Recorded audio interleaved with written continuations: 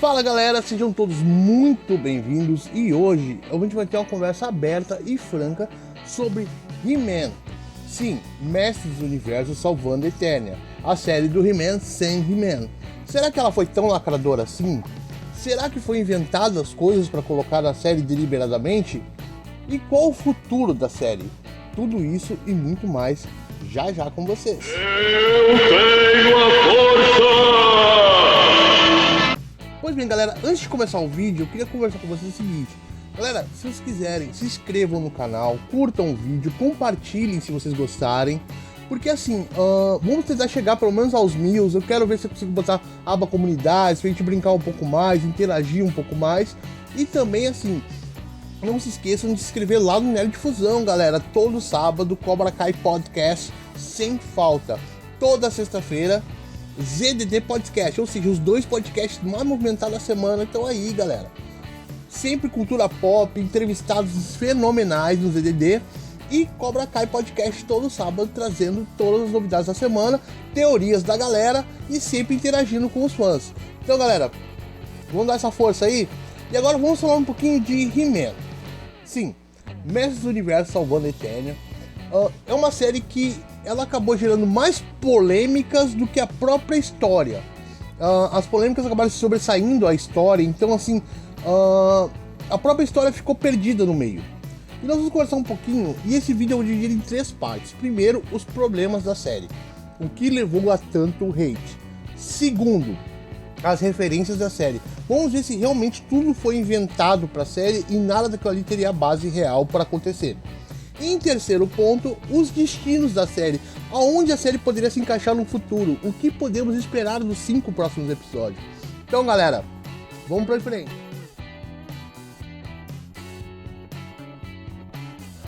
Pois bem, galera, eu não tô querendo fazer esse vídeo muito longo, vou tentar ele fazer o mais sucinto possível.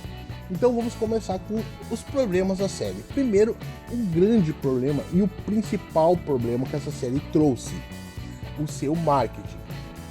Algumas pessoas me falaram assim, por que a série não se chamou então Teela e os Mestres do Universo?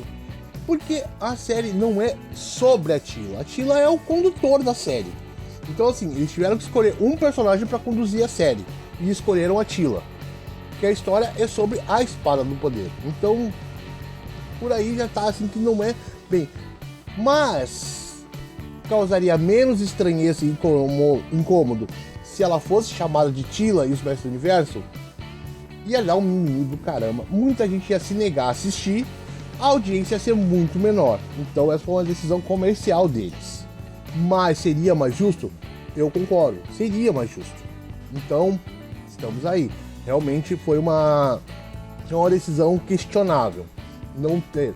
O grande problema não foi nem o nome, porque o nome Mestres do Universo, retirando o He-Man do nome, já daria para a gente aceitar o não protagonismo do personagem He-Man. Apesar da história ser sobre ele não ter protagonismo e mal aparecer na série. Beleza.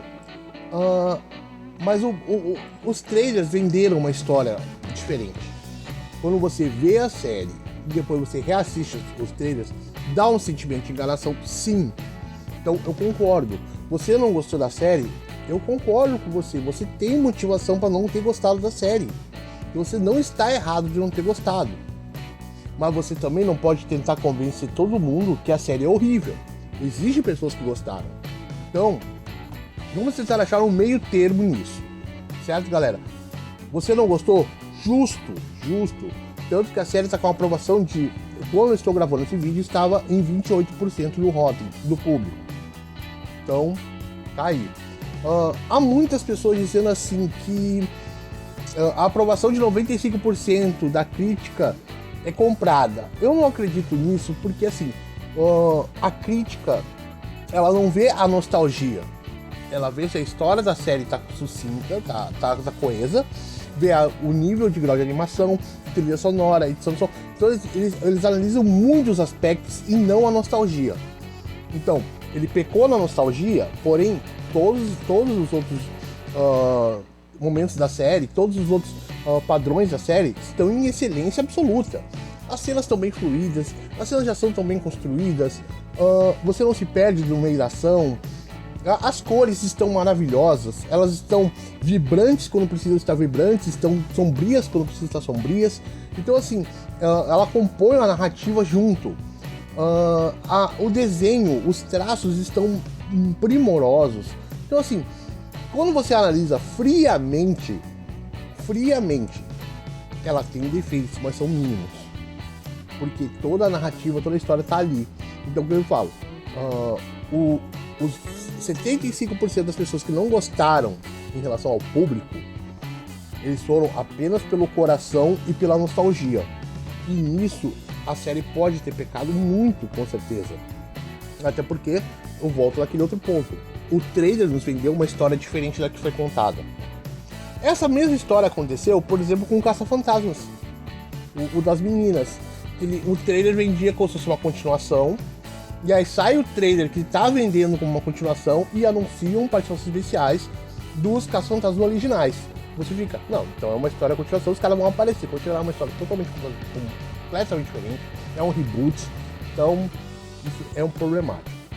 Segundo, ainda dentro do material de marketing, quantos posters da Teela teve como oficiais? Nenhum. Todos os posters oficiais ou apareciam todos os personagens, ou aparecia só o He-Man, ou aparecia só o Agazão agora, que é o novo símbolo dele, ou o esqueleto. Então não tinha nenhum pôster evidenciando a Teela. Isso também foi um erro do marketing. Isso também causa essa sensação de traição, essa sensação de que fui enganado, que me tapearam e que não era essa série que eu fui assistir. Então assim, realmente isso prejudica demais, galera. O marketing foi muito errado. O marketing foi completamente errado. Então assim, vamos colocar agora as coisas num outro patamar. Vamos colocar que a série se chamasse Teela and the Masters of the Universe. Vamos colocar que os posters tivessem a Teela em evidência. Vamos colocar que o trailer aparecesse um pouco da história do que estava acontecendo. Que era a Teela comandando uma equipe em busca da Espada do Poder. Eu tenho certeza que a audiência ia diminuir pela metade, mas a aprovação iria triplicar. Porque a pessoa já ia esperando isso. Então assim, eu entendo você que odiou a série por não ter o He-Man. Eu entendo. Foram poucos que foram de coração mais aberto para assistir uma série dos mestres do universo, ver outro tipo de animação, ver uma outra história. Então assim, esses são os problemas da série e eles são bem graves, porque eles mexem com o emocional da pessoa e causam um sentimento horrível de traição. A pessoa se sente enganada, a pessoa se sente traída. Então eu entendo você. Você tem toda a razão de estar revoltado de não ter He-Man na série. Mas vá com a cabeça que você também não foi com o coração aberto para ver o novo.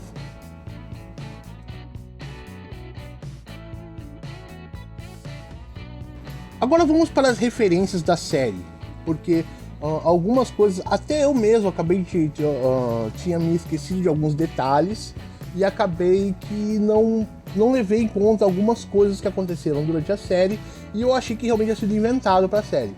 Na verdade, quando você vai parar para analisar, nada foi inventado. Tudo tem uma origem. Tudo que aconteceu na série, tudo que aparece na série tem uma origem.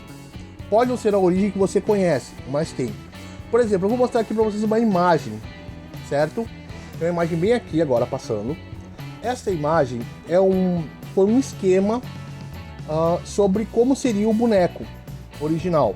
E reparem bem no peito que o H tá lá, exatamente igual como era da série. Isso foi antes de ele ser produzido. A cruz de Malta, a primeira cruz era uma cruz toda estranha, depois virou esse H e aí por último virou a cruz de Malta. Então isso foi uma evolução do design. Mas os primeiros designs, quando eles estavam sendo ainda estudados os primeiros protótipos, ainda era este H. Então está lá. Isso não foi inventado para a série. Foi uma mudança que hoje a gente entende, até porque pelo multiculturalismo, então aquilo ali pode ser a cruz de Malta, é um símbolo, não deixa de ser um símbolo religioso, então Então eu entendo a troca, mas ele não trocou por algo aleatório, ele trocou por algo que já existia antes. Isso é bem interessante saber. Segundo, o Salão do Conhecimento. O Salão do Conhecimento, vai estar passando aqui para vocês aqui agora também, ele é baseado no Castelo de Grayskull original. Isso está lá na série que é chamada de 200X. Foi lá que teve a origem também o Rei Grayskull, e também algumas pessoas disseram que o Rei Grayskull foi inventado para a série, e não, ele já estava lá na série 200X, e esse é o castelo. Claro que não é igual, o castelo é exatamente igual como ele sempre foi, a diferença é que aqui ele está branco e dourado, e lá é uma coisa totalmente diferente. Mas assim, vendo do ponto de vista comercial da Mattel, que a gente sabe que o grande objetivo é vender boneco, o que é mais interessante? Vender o mesmo castelo em duas cores diferentes ou vender dois castelos diferentes? O que chamaria mais atenção? Logicamente, vender dois castelos diferentes. Então, a decisão estética foi para vender um brinquedo a mais. Lógico, isso aí não tem nem para onde fugir. Mas o Salão do Conhecimento, ele é canônico dentro da série 200X. Então está lá, ele existiu. E lá ele se tornou um castelo de Grayskull. Então todo esse arco, todo esse envolvimento está lá. Então galera, não vamos dizer que as coisas estão sendo inventadas. Ninguém inventou, ele pegou a referência e adaptou. Outra referência também, isso das mini comics e dos brinquedos originais que estão lá. A espada do poder, na verdade, são duas metades de uma espada que, se unidas, abrem a fortaleza de Grayskull. Isso existe nas minicomics, isso existe desde da série do personagem. Isso foi totalmente abandonado na série da Filmation, de 84 e 85. Foi totalmente abandonado, mas na linha de brinquedos de 83 e nas minicomics estava lá. Tanto que o brinquedo original, você pegava a espada do esqueleto, que era roxa, pegava a espada do He-Man, que era a cor de aço mesmo, e você poderia colar as duas, elas vinham com um engatezinho para uma colar na outra. E aí você colocava na fechadura do castelo e abria. Essa linha vintage que saiu ela vem até inclusive com um negócio que você pode juntar as duas e encaixar um raiozinho nelas lá. Então assim, a espada do poder ser duas metades de duas espadas, que uma veio de Subternia e outra veio de Preternia, ela está lá no cânone. Só que não, como eu falei mais uma vez, ela não está talvez no cânone que você conheça, mas ela sempre esteve lá. Então assim, todos esses elementos estão lá. Outro elemento, a personagem Andra, ela é baseada na Tenente Andra. Ela apareceu nos quadrinhos da Marvel sob o selo Star Comics, que é este quadrinho aqui, foi o primeiro que ela apareceu. A personagem, ela saiu em 87 pela primeira vez nos quadrinhos, na edição número 9. E ela era uma amiga da Tila da época de academia, quando a Tila ainda estava na academia da Guarda Real. E aí elas se juntaram, eles tiveram uma aventura juntas, ela quase descobre o segredo do He-Man, e depois ela aparece em outros dois quadrinhos fazendo só participações especiais. Ela nunca teve um brinquedo próprio, porque ela já saiu, como ela foi lançada em 87, essa história, já estava no declínio da Mattel. Para quem não sabe, a linha Mestre do Universo praticamente estava falindo. Tentaram fazer o filme de 87 para tentar levantar a linha de brinquedos novamente, e o filme foi outro fracasso.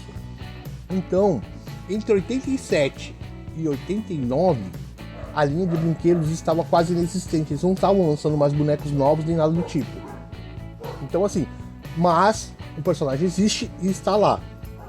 Existem algumas versões customizadas dela. Olha aqui, uma delas são versões customizadas, que para colecionadores mais afins acabaram fazendo as suas próprias versões da boneca Andra.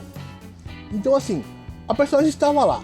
Eles pegaram um personagem que apareceu nos quadrinhos, readaptaram e deram uma nova roupagem para a personagem, e ela foi colocada lá nessa série nova.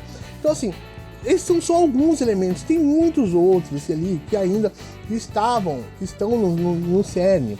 sobre todo o negócio da espada do poder ser passada de geração em geração. Isso aí também, porque algumas pessoas, eu já vi vídeos de algumas pessoas dizendo que não, o He-Man foi o único com a espada do poder. Não, é um título, ele é passado. Isso também já apareceu em outras mídias.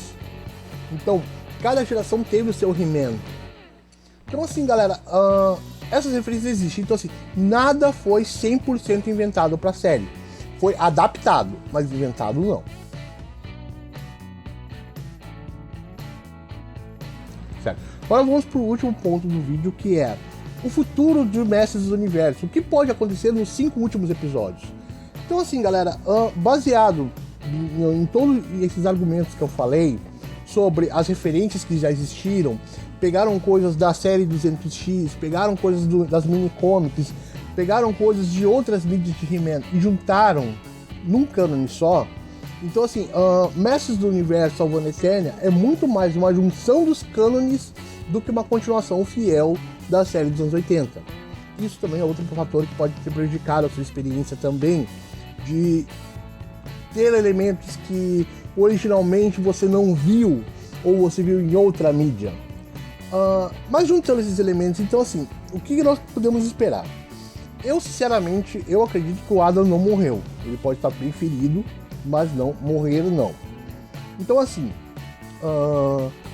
o que acontece? Lá nós estamos com o Adam ferido, a feiticeira, bem ou mal, recuperou seus poderes, assim como a Maligna,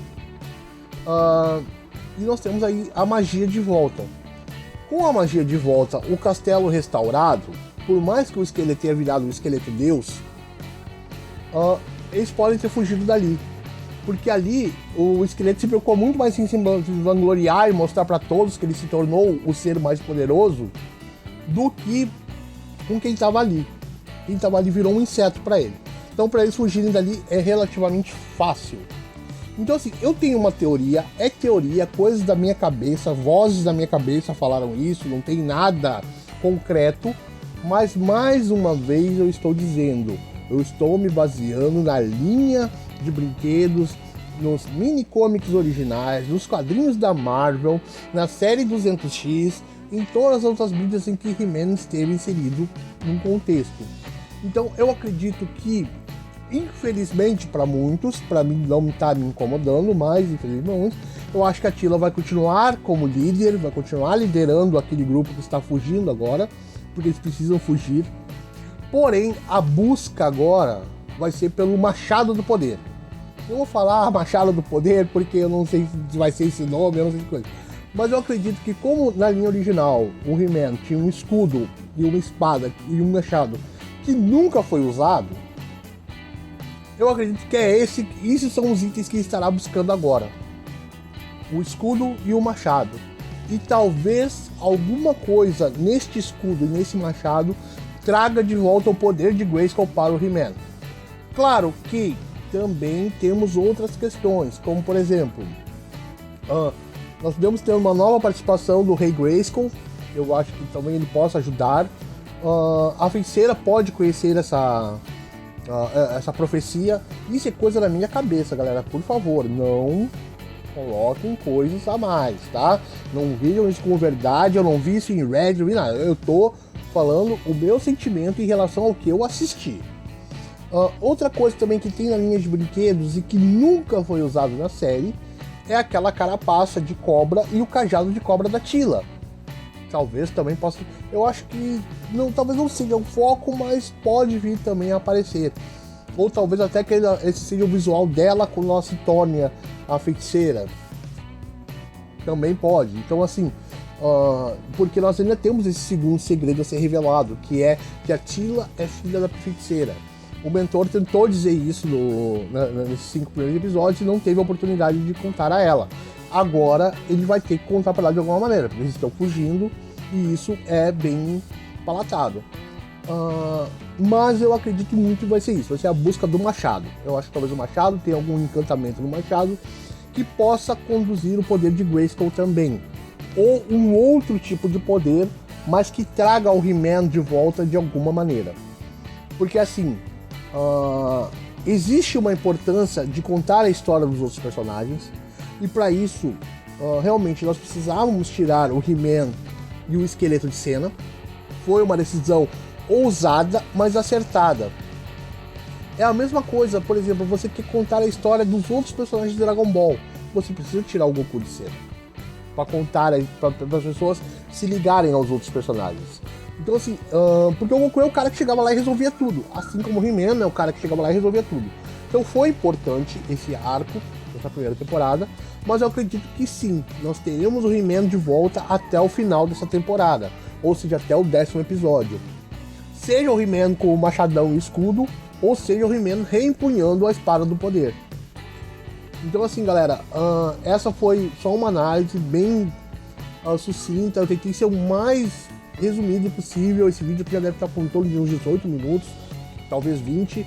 Então assim, mas foi o que eu tentei fazer aqui para trazer para vocês. Não foi meu objetivo dizer você precisa gostar da série porque eu gostei, ou você não pode gostar da série porque eu não gostei. Até porque a minha opinião já deixei bem claro, eu gostei muito da série. Ela me levou de volta àquele universo e contou uma história que precisava ser contada. Não vou falar sobre a Tila Milini, que tá todo mundo reclamando. Não vou falar sobre o bissexualismo da Tila, porque isso eu já falei em alguns outros vídeos, inclusive no Cobra Kai Podcast do último sábado. Então eu não vou voltar a repetir sobre isso. Que a minha opinião, resumidamente a minha opinião é, se ela é ou não, faltou coragem dos roteiristas de botar na mesa e dizer é ou não é.